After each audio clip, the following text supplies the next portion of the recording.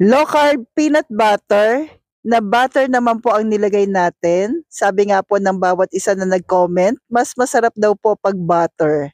Totoo naman talaga.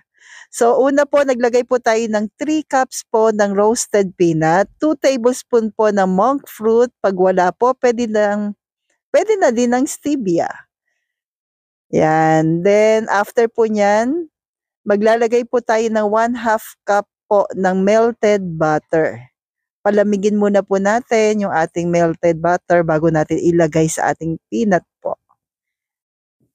Then kung sa mga nagtatanong pwede ba ang blender na gamitin? Pwede po. Mas pure nga po pagka blender gagamitin. So sa akin ay food processor po yung aking ginamit po dito.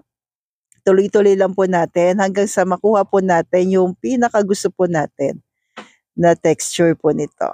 So ayan po. So pwede po siya sa ating mga palaman or kaya po kaldereta, kare-kare. So stay healthy, stay low carb po, and God bless po sa ating lahat. Merry Christmas!